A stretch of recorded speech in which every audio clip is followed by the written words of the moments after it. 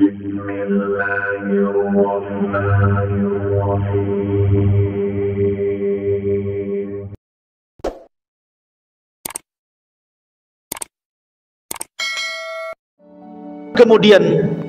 Nabi SAW diberi nasihat oleh Waraqah supaya sabar, macam-macam lah.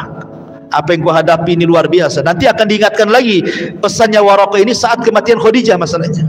Oleh Khadijah itu akan diingatkan lagi. Lah akhirnya kemudian setelah Nabi SAW kemudian agak tenang, tidurlah di malam hari. Ketika dia sedang tidur, Jibril datang memanggil-manggil dari langit, ya ayyuhal muddathir, kum fa'anzir wa rabbaka fakabbir wa siyabaka fatahhir wa rujza fahjur wa la tamnun tastakthir wa li rabbika fasbir. Turun surah Mudaththir. Terkejut Nabi, ya, karena Jibril mengatakan, membawakan firman Allah, ya ayyuhal muddathir, hai orang yang berselimut, qum, berdiri, fa'angdir, kau sudah boleh memberikan peringatan kepada manusia. Jadi kalau apa bedanya nubuah dengan kerasulan itu? Kan nubbi abil alaq wa ursila bil mudaththir, diangkat jadi nabi dengan turunnya 5 ayat surah Al-Alaq, dan diangkat menjadi rasul dengan turunnya 5 ayat surah Al-Mudaththir. Kalau nubuah itu belum ada perintah untuk tabligh, belum ada perintah untuk menyampaikan risalah, hanya disuruh beriman, ya kan? Tetapi kalau sudah rasul, ini bukan hanya beriman tetapi sampaikan kepada manusia. Akhirnya mulailah Nabi SAW ketika turun ayat ini, dia panggil Khadijah, ya Khadijah, sesungguhnya saya Rasulullah. Kul, katakan, asyhadu an la ilaha illallah wa anni Rasulullah, katanya. Maka Khadijah langsung mengatakan asyhadu an la ilaha illallah wa annaka Rasulullah. Maka dialah orang yang pertama kali beriman sebelum ada orang yang beriman. Belum ada orang laki-laki beriman, belum ada anak-anak beriman. Khadijah yang pertama kali mengucapkan asyhadu an la ilaha illallah wa annaka Rasulullah. Makanya ketika Aisyah radhiyallahu anha menikah dengan Rasul kemudian cemburu, karena Rasul SAW selalu menyebut-nyebutkan kebaikan Khadijah padahal sudah meninggal orangnya. Kata Aisyah, Rasul, kenapa lah kau ini menyebut-nyebut nenek-nenek, maksudnya yang sudah tua. Khadijah sudah tua, sudah meninggal pun di hadapanmu ada gadis cantik, katanya. Cemburu Khadijah, ya. Kata Nabi SAW, ya Aisyah, jangan kau bandingkan kau dengan Khadijah. Khadijah orang yang pertama beriman saat manusia kufur. Khadijah yang pertama kali membenarkan saat manusia mendustakan. Khadijah yang pertama kali menginfakkan seluruh hartanya di saat manusia bakhil. Dari perut Khadijah semua lahir keturunanku. Apa kau bisa berbanding dengan Khadijah? Ya, nggak bisa. Ya, nggak bisa dibandingkan, kata Nabi SAW, dengan Khadijah itu. Ma'asyiral muslimin yang dimuliakan Allah Subhanahu wa taala. Akhirnya Khadijah pertama yang beriman, diajaknya anak-anaknya. Ya, Ruqayyah, Zainab, semua diajak masuk Islam. Ya.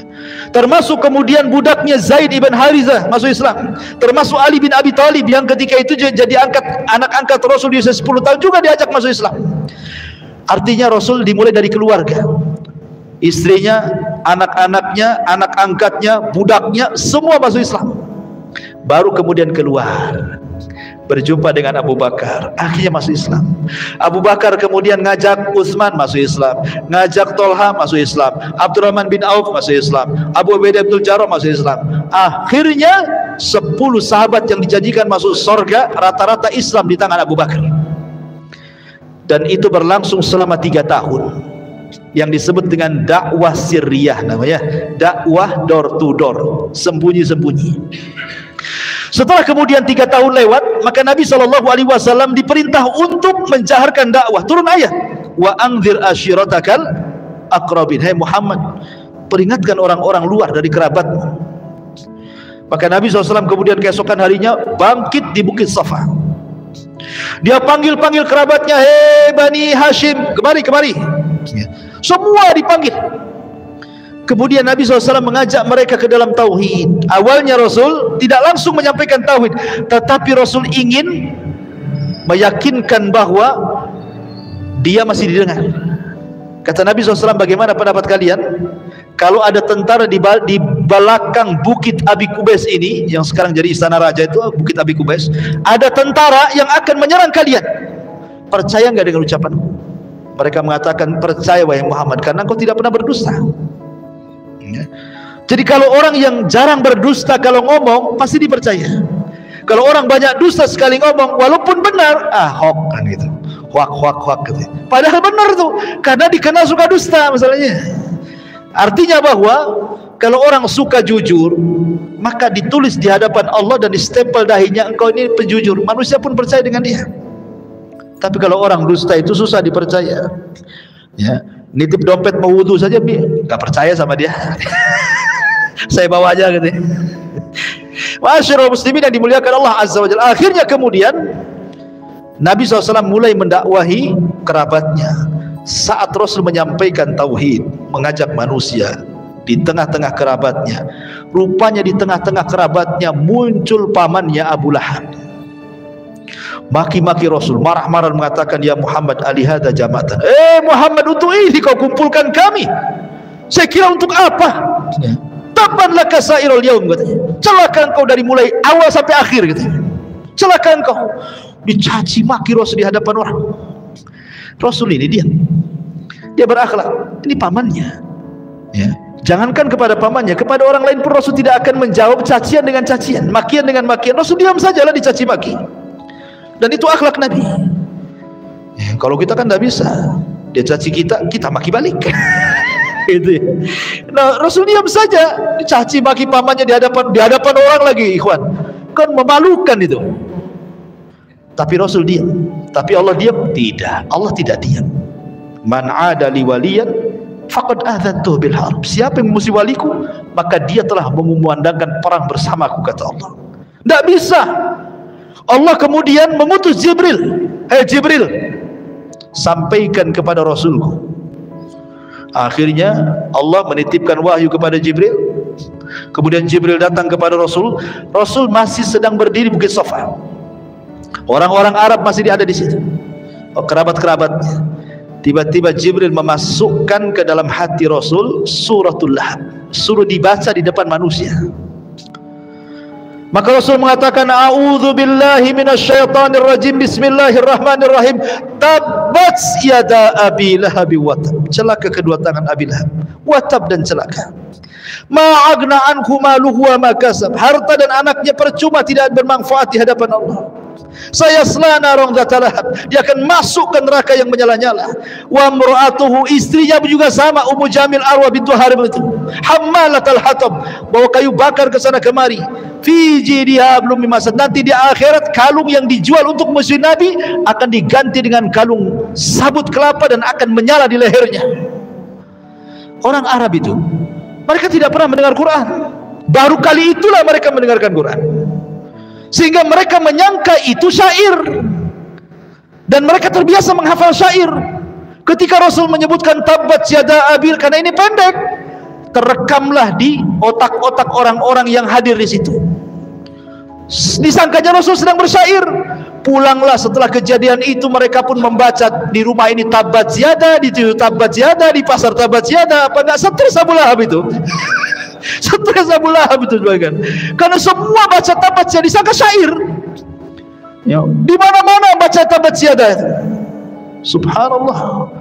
Dan Allah Subhanahu wa taala Maha Adil. Karena Abu Lahab yang pertama kali memuji Rasul sebelum ada Abu Jahal dan yang lainnya, Allah letakkan surah Tabbat itu di surat yang paling pendek dalam juz amma. Allah tidak sisipkan di Al-Baqarah, di Al-Imran, nanti jarang orang baca. Ya. Tapi Allah letakkan di surat yang paling pendek di juz amma, sehingga orang semua hafal, anak kecil hafal, antum hafal. Ya. Bahkan imam itu tabas terus tuh kalau baca. Seolah-olah Abu Lahab ini dikutuk sampai kiamat tuh sama imam-imam tuh. Coba bayangkan, di al-jaza min jinsil amal nih kan, balasan itu sesuai dengan amalannya. Akhirnya kemudian Arwa bintu Harbin atau Ummu Jamil kunyahnya mendengar suaminya diejek dengan turunnya surah Alam. Dia kan gak hadir di majelis itu. Marah dia sama Rasulullah SAW. Dibawanya batu, Dicarinya Nabi SAW, rupanya Rasul sedang duduk bersama Abu Bakar bersender di kiswah Ka'bah. Dari kejauhan kata Abu Bakar, Rasul, ada istrinya Abu Lahab. Ingat, Arwah bintu Harbin bukan orang biasa. Arwah bintu Harbin ini saudarinya Abi Sufyan. Abi Sufyan ini sekelas Abu Jahal, pemimpin Quraisy. Bahkan dia yang memimpin orang-orang Quraisy di perang Uhud sehingga kaum muslimin kalah. Jadi Arwah bintu Harbin ini saudari daripada Abi Sufyan bintu Harbin. Ya, karena Abu Lahab itu orang kaya. Dari paman Rasul yang paling kaya itu Abu Lahab. Kemudian ganteng, maka disebut Lahab. Kenapa Abu Lahab disebut Abu Lahab? Karena gantengnya. Orang Arab menyebutnya Abu Lahab. Lahab itu artinya cahaya yang keluar dari api, saking gantengnya itu. Ya. Jadinya Abu Lahab itu juga dapat istri bukan orang sembarang kan, bukan wanita kaleng-kaleng kan gitu ya. Tentu wanita pejabat juga ya kan, menikah. Jadi Abu Bakar dari kejauhan, ngapain tuh Arwah bintu Harbin mau kesini wahai Rasul? Biarin aja, biarin. Engkau akan lihat sendiri katanya. Ketika sudah sampai di depan Rasul, Allah butakan matanya. Nabi di depannya nggak kelihatan. Kata Arwah bintu Harbin, ya Abu Bakrin, aina sahibu? Mana kawan? Abu Bakar lirik-lirik Rasul. Rasul yang ngasih tanda saja. Ya. Kok bisa lihat depannya, kok nggak nampak dia? Ya. Kemudian kata Abu Bakar, masya'nuki ya Ummah Jamil, mau apa kau mencari temanku? Maksudnya Rasul SAW. Maka dia mengatakan, balagani katanya, telah sampai kepadaku katanya kan, bahwa dia mencela suamiku. Kemudian dia membacakan bait syair, muzammaman asaina wa amrahu qalaina, ila akhir syair itu. Dia menyebut Muhammad itu menjadi muzammam. Muhammad itu artinya banyak pujian, muzammam itu banyak celaan. Aina muzammam, mana muzammam katanya. Sambil pegang batu.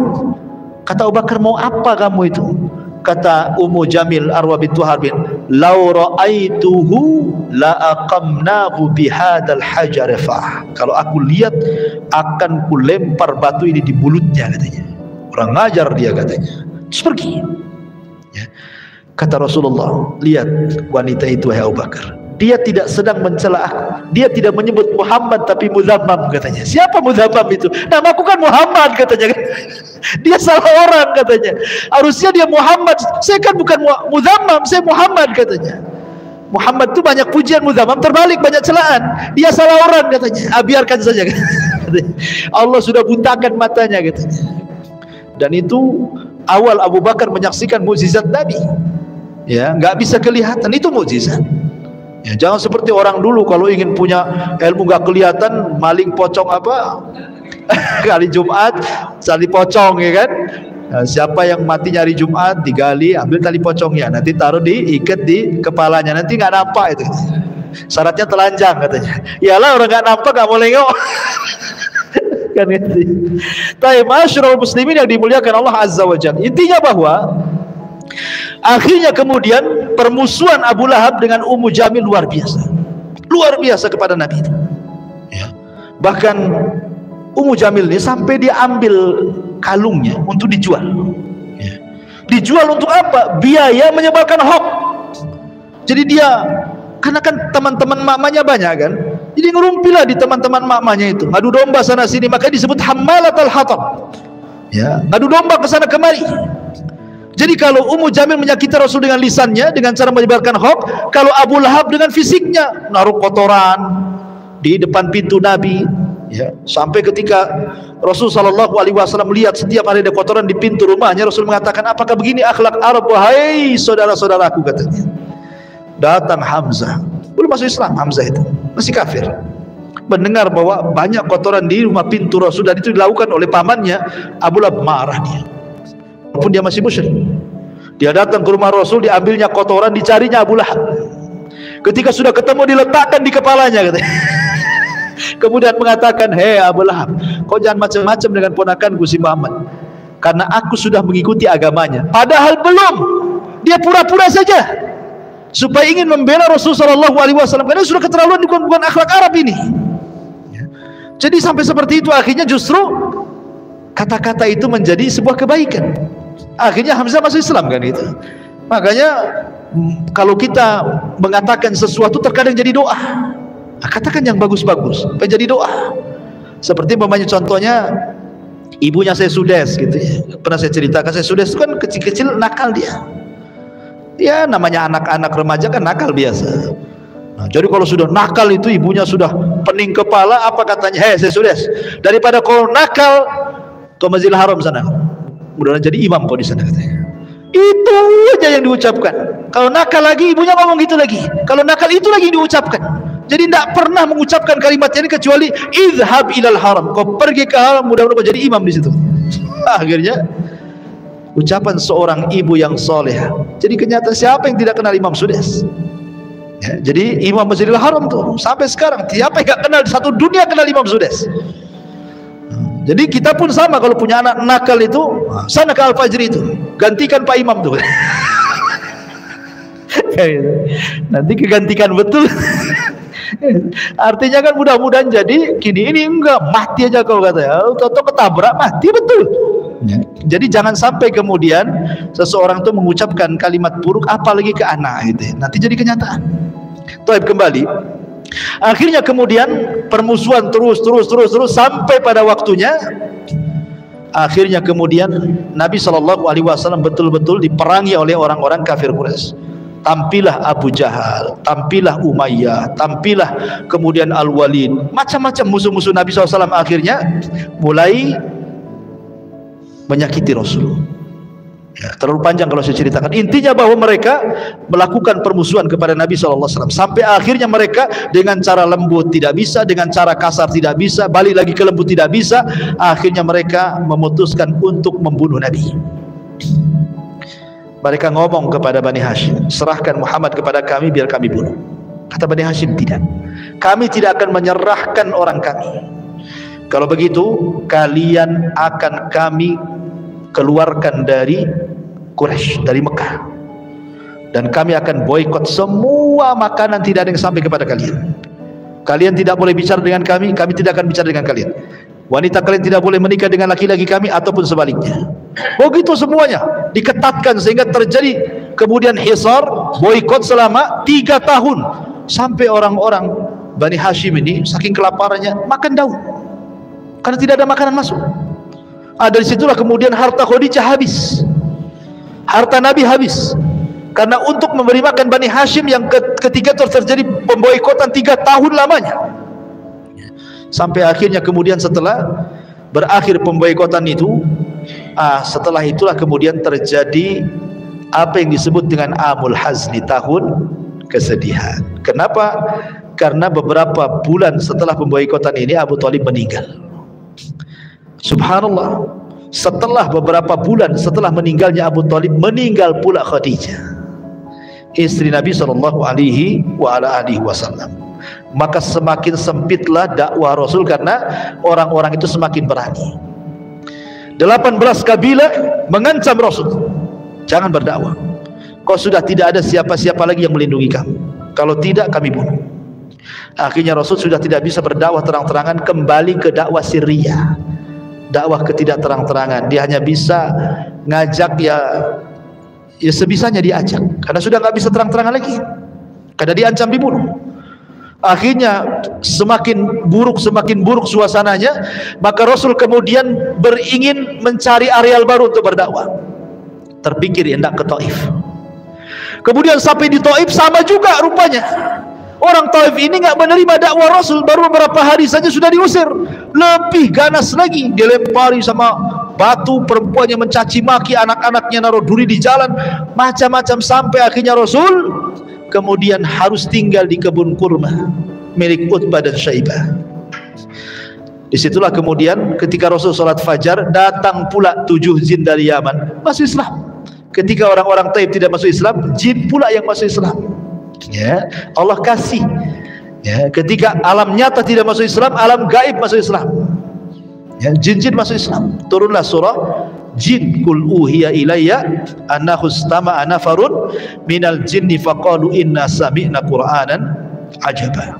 Baik, intinya kemudian Rasul bisa berhasil masuk ke Mekah. Lah ketika berhasil lagi masuk ke Mekah karena ada perlindungan dari Adi bin Mut'im, akhirnya kemudian Nabi SAW sudah tidak bisa sama sekali berdakwah, sesak dada Nabi. Dari situlah kemudian Rasul ingin menghibur Rasul. terjadilah peristiwa yang disebut dengan Isra dan Mi'raj. Ingin dihibur. Namun sebelum terjadi Isra Mi'raj, ketika Rasul berada di Hatim, di rumah Ummu Aiman, Jibril datang, kemudian membelah dada Nabi kedua kalinya, membersihkan kembali hatinya supaya makin lebar lagi. Alam nashrah laka sadrak, ya, supaya dada Nabi lebih menerima lagi kondisi.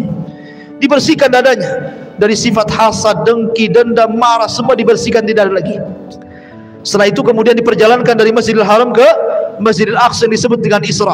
Kemudian diperjalankan dari Masjidil Aqsa ke Sidratil Muntaha yang disebut dengan Mi'raj. Disitulah Rasul dapat pelajaran besar untuk menghadapi dakwah ke depan.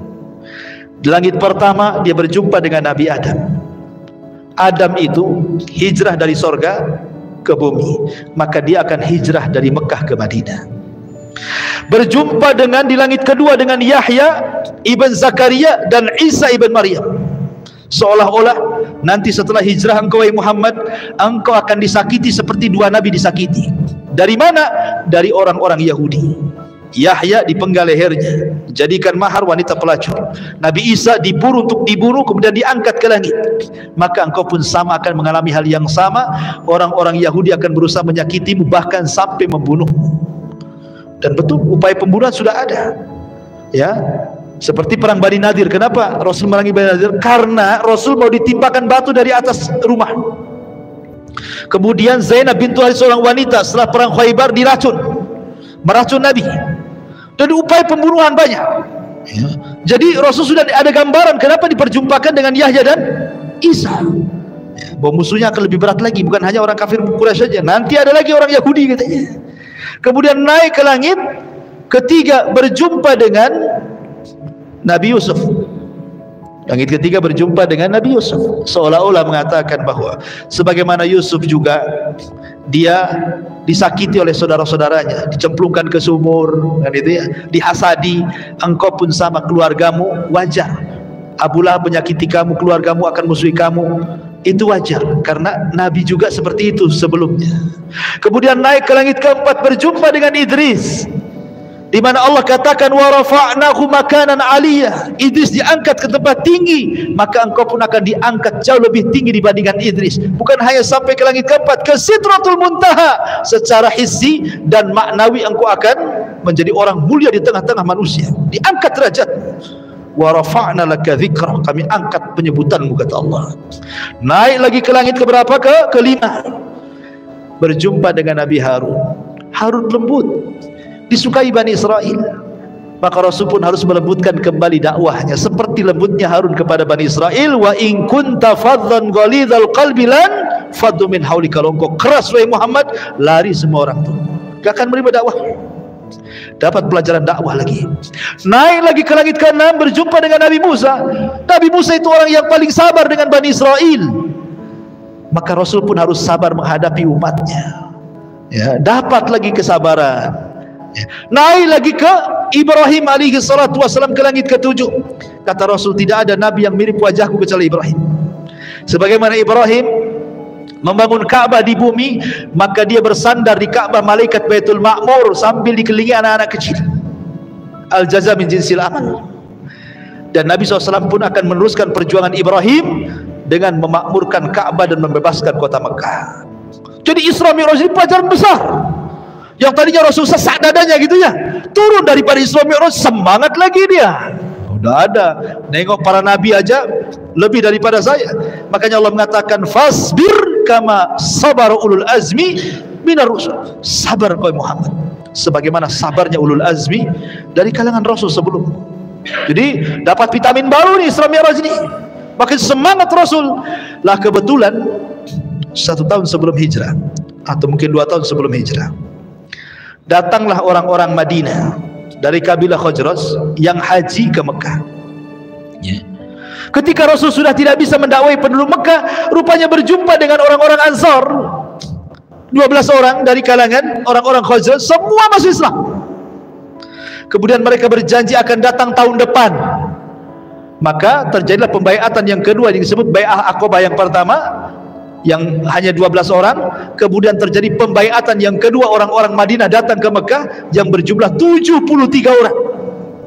Dan ketika itu Rasul mengutus Mus'ab bin Umair, utus kau ke Madinah berdakwah di sana. Akhirnya Mus'ab berhasil mengislamkan para pembesar di Madinah, tersebarlah Islam di mana-mana. Lah ketika sahabat mereka hijrah ke Habasyah 2 kali, ya kan? Maka Rasul mengatakan, Allah sudah mengizinkan aku untuk hijrah dan Allah sudah menentukan tempat untuk hijrah. Maka semua yang ada di Mekah hijrah ke Madinah, semua yang ada di Habasyah pulang gabung ke Madinah. Nah, terjadilah hijrah pertama Rasul. Yang sebelumnya sahabat sudah hijrah ke Habasyah, tapi ini pertama Rasul hijrah dari Mekah. Bayangkan, Nabi SAW ketika hijrah itu usianya berapa tahun? Diangkat jadi Nabi saja 40 tahun. Kemudian Rasul tinggal di Mekah ketika diangkat jadi Nabi dan Rasul 13 tahun. Berarti Rasul itu ketika hijrah usianya 53 tahun. Sudah tua 53 tahun. Tidak pernah meninggalkan kota kelahirannya, tiba-tiba diusir. Coba Anda bayangkan, kita diusir dari Indonesia, dari NKRI, disuruh kemana? Kayak orang-orang atau apa itu, Myanmar tuh ya. Kan kita lihat tuh orang-orang saudara-saudara kita Muslim dari Myanmar kan yang diusir itu sampai tenggelam-gelam di kapal tuh kan ya, apa Muslim Uighur tuh kan. Coba bayangkan gimana rasanya diusir dari negerinya kan itu ya. Makanya Nabi SAW kemudian sebelum hijrah dia naik ke atas gua tuh, ke gua Hira ya. Kemudian dipandangnya Mekah, dia mengatakan, wahai Mekah, engkau tempat yang terbaik dan suci. Kalau bukan karena kaumku mengusirku, aku tidak akan tinggalkan kamu, katanya. Nah, itulah wasiat Rasul. Kemudian Rasul berangkat ke Madinah. Disinilah era baru. Dan inilah kisah kedua hijrah Rasul, berada di bulan Rabiul Awal, pertengahan kisah. Kelahiran, hijrah. Nah, kemudian Rasul hijrah ke Madinah. Lah di kota Madinah ini karena sudah banyak pendukungnya, maka Nabi SAW pertama kali datang ke kota Madinah, apa yang dilakukannya? Membangun Masjid Quba. Pondasinya dulu, kemudian setelah beberapa hari berangkat ke Madinah. Di perjalanan dia singgah, karena kebetulan hari Jumat, akhirnya Rasul melaksanakan Jumat pertama kali di tengah Quba dan Madinah. Sampai di kota Madinah, dia bangun masjidnya. Ini disebut dengan Masjid Nabawi. Dan itulah masjid terbaik setelah Haram, kemudian setelah Nabawi adalah Aqsa. Kata Rasul, la tushaddu rihal illa ila thalathati masjid. Tidak boleh safar niat ibadah kecuali ketiga masjid: Masjidil Haram, Masjid Nabawi, dan Masjidil Aqsa. Apa yang dilakukan Rasulullah SAW? Kenapa membangun masjid? Nabi SAW ingin supaya manusia itu lebih dekat dengan Allah, karena hanya di masjid inilah orang lebih dekat dengan Allah. Makanya Nabi SAW kemudian membuat aktivitas semua di masjid ya, ngajar ya di masjid, dakwah di masjid, latihan jihad di masjid, mutuskan kepada kabilah-kabilah di masjid. Tidak ada kecuali di masjid, tempat lain untuk membimbing umat kecuali di masjid. Itu masjid di zaman Rasul itu semua di masjid. Coba bayangkan, sampai latihan perang di masjid. Coba di sini latihan perang, besoknya antum jadi teroris tuh. latihan manah dalam masjid gitu ya. Latihan kuda, nggak mungkin lah kudanya dimasukkan ke sini. Mungkin orang dia, tapi dulu seperti itu. Tapi sekarang subhanallah, alhamdulillah masjid ini masih ada kajian. Tapi ada masjid-masjid yang lain itu yang hanya untuk sholat 5 waktu saja kan. Ketika habis sholat 5 waktu pun dikunci. Jadi orang yang mau sholat itu disuruh di teras ya. Nanti malam-malam ditulis dilarang tidur. Wah, makin tak boleh lagi, makin sepi lah masjid. Makin sepi karena hanya untuk 5 waktu sholat saja. Tidur aja tidak boleh di situ kan gitu ya. Jadi sepi. Kenapa ya? Mungkin alasannya takutlah kalau seandainya masjid dibuka lebar-lebar gak ada kuncinya, nanti jangan lagi kotak infak hilang, kotak-kotaknya hilang, jam mungkin ini ampli semua hilang semua kan itu ya. Karena sekarang ini tidak ada tempat yang lebih aman. Dulu tempat aman itu rumah dan masjid. Rumah pun tak aman, masjid pun tak aman. Sekarang nggak ada tempat yang paling aman. Kemana coba? Baik, masyarakat muslimin yang dimuliakan Allah Azza wa Jalla. Maka Rasul mulai mempersatukan hati-hati orang Ansor dan Muhajir. Karena namanya beda daerah. Ansor ini keturunan Yaman, Orang-orang muhajirin ini memang asli orang Mekah, keras-keras orangnya, ya kan? Orang Yaman kan lembut-lembut orangnya. Nabi SAW kemudian ingin menyatukan, mempersaudarakan. Dikenallah sejarah bagaimana Rasulullah SAW mempersaudarakan sekitar 70 orang lebih gitu yang pertama kali. Kita kenal ada persaudaraan antara Salman Al-Farisi dengan Abu Darda. Salman Al-Farisi dengan Abu Darda dipersaudarakan sama Nabi. Ingat, persaudaraan itu saling mewarisi. Jadi kalau meninggal salah satunya, hartanya diwariskan. Tapi setelah perang Badar, turun ayat bahwa harta waris itu hanya untuk yang ada hubungan rahim saja, ahli waris saja. Maka kemudian dimansuh, tidak ada lagi saling mewarisi, kecuali memang keluarga. Yang ada saling menolong, saling membantu, dan begitu seterusnya. Ya. Jadi suatu ketika Salman Al-Farisi ini melihat istrinya Abu Darda nggak pernah dandan, karena waktu itu belum ada ayat hijab, jadi rambut masih nampak gitu kan, kucel, nggak pernah mandi, pakaiannya biasa, pokoknya nggak ada dandan, jelek lah. Ya. Jadi Salman Al-Farisi mengatakan, ya Umma Darda, dandanlah sedikit. Ya, masa kayak gini kau punya suami, katanya. Kata Ummu Darda, ya Salman, anna Aba Darda laisa lihaja. Hei Salman, Abu Darda itu tidak ada hajat lagi sama saya. Kalau siang puasa, malam sholat malam, tidak ada waktu untuk saya, katanya. Jadi biarlah saya seperti ini. Saya ini seolah-olah tidak punya suami aja, katanya. Ya. Jadi orang dulu suami tidak memperhatikan istri itu karena rajin ibadah. Kalau sekarang lain. Karena ada orang ketiga, keempat, kelima, keenam, dan begitu seterusnya kan itu ya. Jadi akhirnya kemudian Salman mengatakan kepada Ummu Darda, udah gini aja, bilang saudaranya besok datang.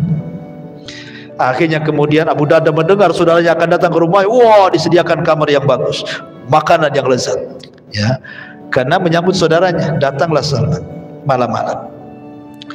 Ketika itu Salman sudah disediakan kamar, nggak mau tidur dia, nggak mau tidur. Abu Darda sholat, ya. Kata Abu Darda, kenapa kau tak tidur wahai Salman saudaraku? Kata Salman, enggak, saya akan tidur kalau kau tidur di sampingku, katanya. Akhirnya Abu Darda terpaksa tidur, tidak sholat malam dia. Setelah sepertiga malam baru bangun, ayo kita sholat, katanya. Besoknya dihidangkan makanan, Abu Darda pergi, Salman suruh makan, Abu Darda datang, kok nggak habis makanannya, nggak dimakan? Tidak, saya ingin makan berdua, batalkan puasamu, katanya. Akhirnya dibatalkan, ya. Selama 3 hari begitu. Jadi Abu Darda sudah tidak sholat malam lagi kecuali sepertiga malam, dan tidak puasa sunnah lagi. Sebelum pulang Salman menasihati, ya Abu Darda, ingat ya, aku pernah mendengar Rasul bersabda, engkau ini hidup kasih 3 hak. 1 hak untuk keluargamu, 1 hak untuk dirimu, 1 hak untuk Rabbmu. Jangan kau habiskan untuk Rabbmu saja. Kau ada keluarga, jiwamu pun punya hak, harus istirahat, nanti sakit, katanya kan. Akhirnya sampailah kabar ini kepada Rasul. Apa kata Rasul? Sadaqa Salman, benar kata Salman itu. Begitulah ukhuwah mereka, ya. Sampai kepada Abdurrahman bin Auf dengan Sa'd bin Rabi. Kata Sa'd bin Rabi, Abdurrahman bin Auf, aku punya 2 rumah, kau tengok rumah itu mana yang kau cocok, ambil salah satunya. Sa'd Ibn Rabi tidak mengatakan, ini rumah yang saya tempati, saya punya rumah kos-kosan sana, kau ambil yang kos-kosan itu. Nggak gitu bahasanya. Ini 2 rumah, kau tengok mana yang cocok, ambil. Itu lain bahasanya kan. Aku punya 2 kebun, dua-duanya sudah mau buah kurmanya, kau datanglah ke kebun dua-duanya, tengok mana yang kau cocok, ambil tuh 2 kebun tuh. Bukan bahasanya, ini kebun mau berbuah, ini nanti saya panen, kau yang itu dulu aja, kau tanam dulu aja. Enggak gitu. Aku punya 3 istri, aku tengoklah 3-tiganya. Kan belum ada hijab waktu itu. Kalau kau cocok ke yang istri pertama atau istri kedua atau istri yang paling muda, istri ketiga, aku tinggal tunjuk saja Abdurrahman, nanti besok ku ceraikan dia. Tunggu sampai masa iddahnya, ku danai kau nikah dengan dia. Ada orang kayak gitu, mengasihkan istrinya, ya, 1 aja pengen 2, yang 2 pengen 3, mau dibalikan ke orang. Nggak bisa carok istri antum diambil orang. Artinya bahwa sampai seperti itulah persaudaraan Muhajirin dan Ansor gitu loh, luar biasa gitu. Siapa yang mendidik mereka? Nabi SAW. Sampai akhirnya kemudian setelah Rasul agak lama di kota Madinah, barulah terjadi syariat jihad. Terjadi peperangan banyak yang sudah saya ceritakan. Terjadi perang Badar, perang Uhud, perang Hunain, Fathu Makkah, Sulh Hudaybiyah, perang Tabuk, perang Mu'tah, macam-macam perang kan. Sampai akhirnya kemudian Nabi SAW berakhir di perang mana? Terakhir kita bahas perang Tabuk. Itulah perang yang terakhir Rasul, karena yang dilawan bukan musyrik Arab, yang dilawan bukan orang-orang Yahudi Madinah. Kenapa? Karena orang musyrik semua sudah masuk Islam, ya kan? Orang-orang Yahudi semua sudah terusir, Mekah Madinah sudah dikuasai. Perang Tabuk ini perang melawan Nasrani Romawi, dan Allah menangkan, ya. Ma'asyiral muslimin yang dimuliakan Allah Azza wa Jalla. Lah setelah itulah kemudian detik-detik wafatnya, dan ini pembahasan terakhir, bahwa kelahiran di bulan Rabiul Awal, hijrah di bulan Rabiul Awal, dan wafat pun di bulan Rabiul Awal. Bagaimana kisah kematiannya? Ma'asyiral muslimin yang dimuliakan Allah Subhanahu wa taala. Ketika Nabi SAW pulang dari Fathu Mekah, kemudian Nabi SAW turun ayat surah Al-Maidah ayat 3. Al-yawma akmaltu lakum dinakum wa atmamtu alaikum ni'mati wa raditu lakumul Islam madina. Aku sempurnakan kepada kalian agama kalian. Aku sempurnakan nikmatku untuk kalian dan Islam sebagai agama kalian. Maknanya dengan turun Al-Maidah ayat 3, selesai tugas Nabi. Apa? Selesai. Rasul sudah menyampaikan risalah semuanya. Agama sudah sempurna. Apalagi yang mau ditambah?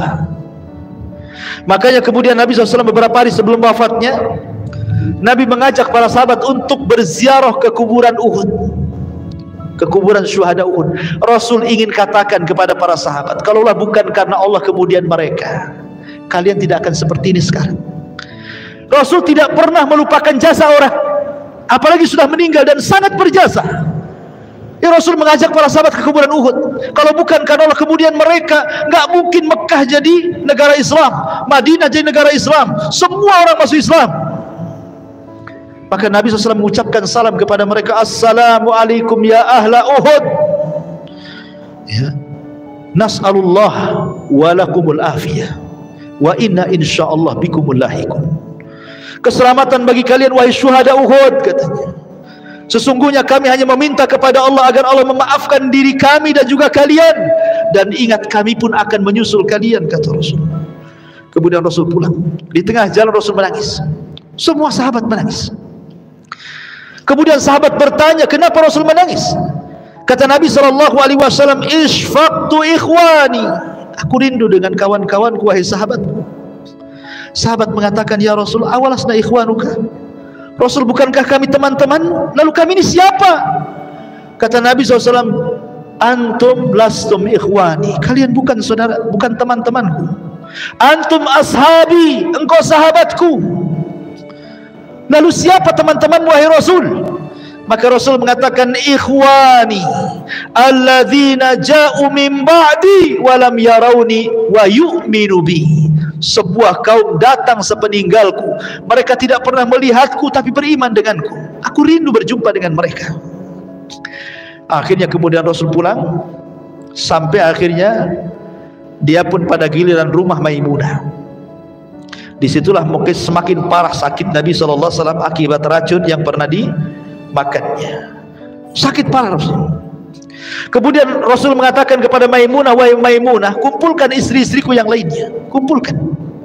Kemudian berkumpullah istri-istri Nabi SAW, mengatakan, kata Rasul, sudikah kalian kalau seandainya malam-malam terakhirku bersama Aisyah?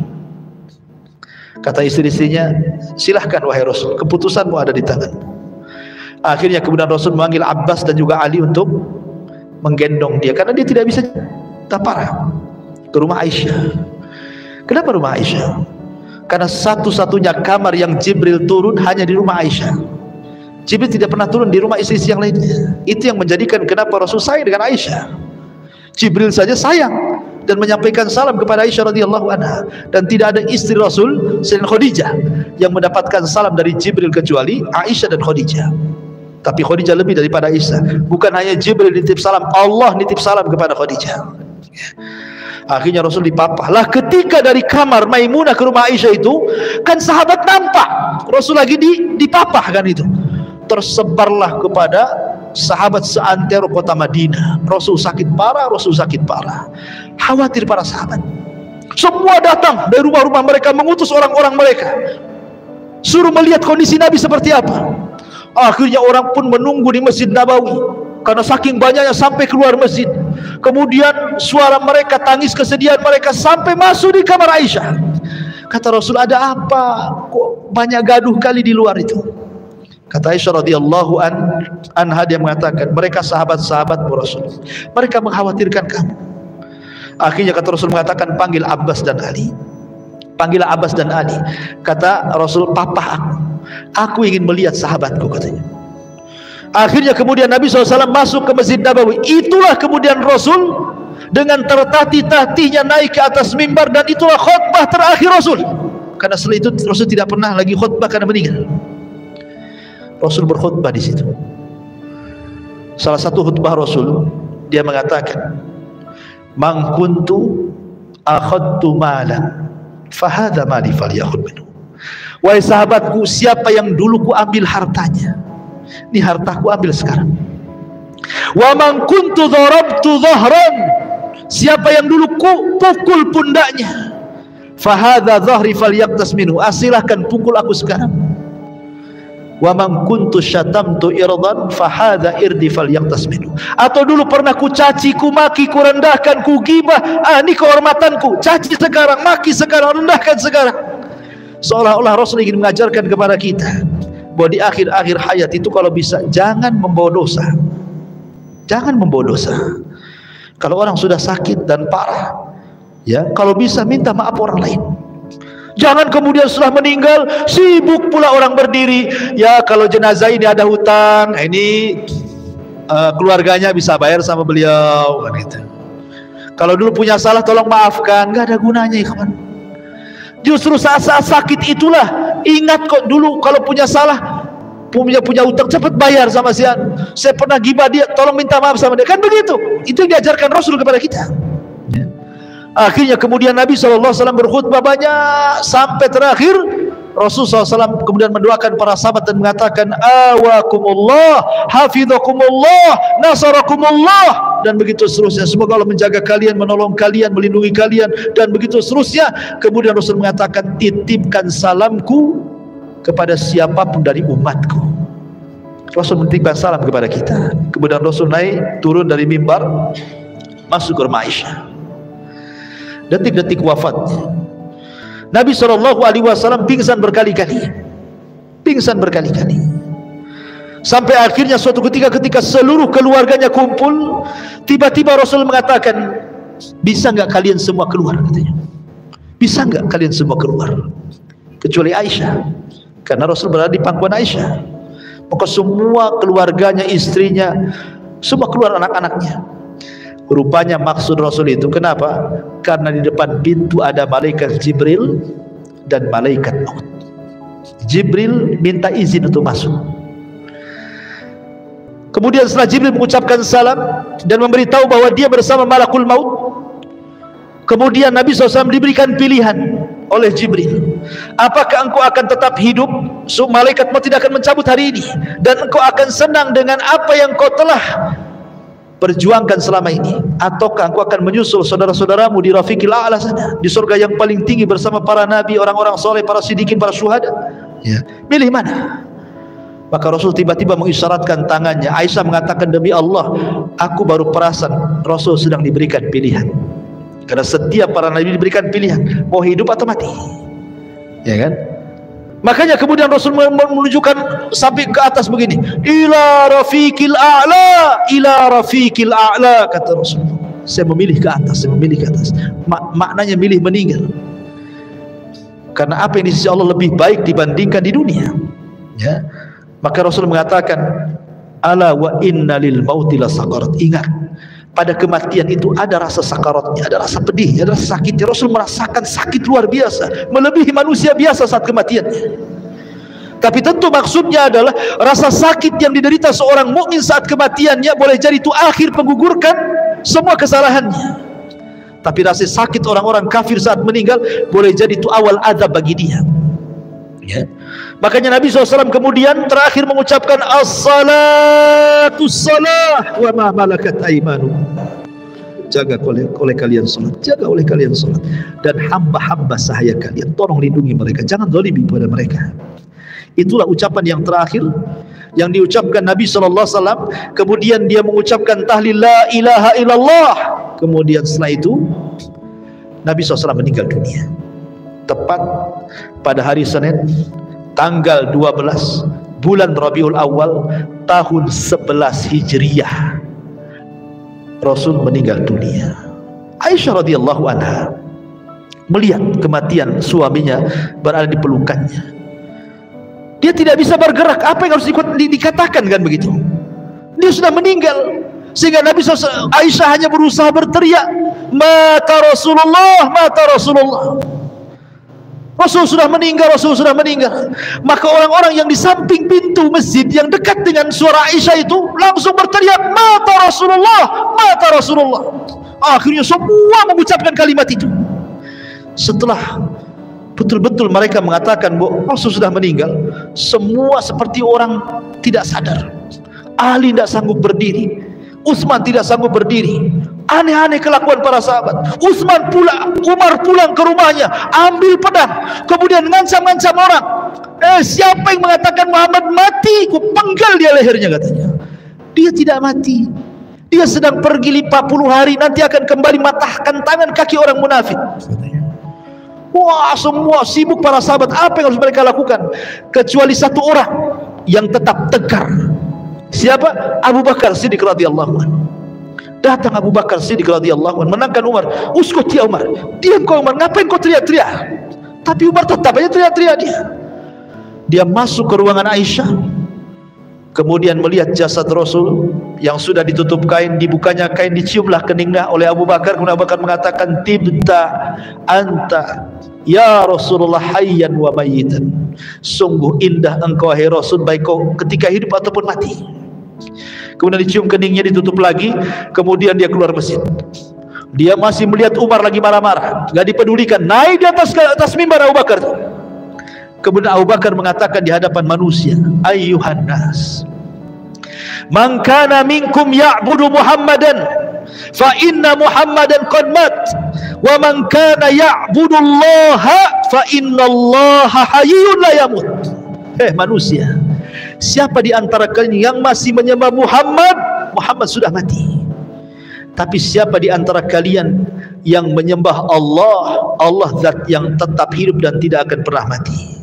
Kemudian Abu Bakar membacakan satu ayat, wa ma Muhammadun illa rasulun qad khalat min qablihi rusul afa immata aw qutilan qalabtum ala aqabikum wa man yanqalib ala akibaihi falan yadurrallaha syai'a wa sayazillahu syakirin. Tidaklah Muhammad itu melainkan sama dengan rasul-rasul sebelumnya. Apakah kalau dia meninggal atau dia dibunuh kalian akan murtad lagi? Demi Allah, siapapun yang murtad dari agama kalian tidak memadaratkan Allah sama sekali. Karena Allah hanya membalas orang-orang yang bersyukur di antara kalian. Kata Anas bin Malik, demi Allah, ketika Abu Bakar membacakan ayat ini, seolah-olah ayat ini baru turun, pada sudah turun dari zaman Nabi. Semua sadar bahwa Rasul sudah meninggal. Maka Rasul SAW kemudian meninggal di hari Senin dan baru dikebumikan di hari Rabu, setelah terangkatnya Abu Bakar Siddiq menjadi khalifah sepeninggal Nabi sallallahu alaihi wa ala alihi wasallam. Dari sini maka berakhirlah sirah Nabawi yang sudah kita kaji. Mungkin ke depannya insyaallah kita akan mengkaji siratul anbiya, sirahnya para nabi yang lainnya. Ya, berarti dimulai daripada Nabi Isa naik ke atas sampai kepada Adam, dan juga qasasul Quran, kisah-kisah Al-Quran yang baik kita ambil ibrah dan pelajarannya. Mudah-mudahan ada manfaatnya. Akhir kalam, subhanakallah bihamdika asyhadu an la ilaha illa anta astaghfiruka wa atubu ilaik. Allahu ta'ala alam. Assalamualaikum warahmatullahi wabarakatuh.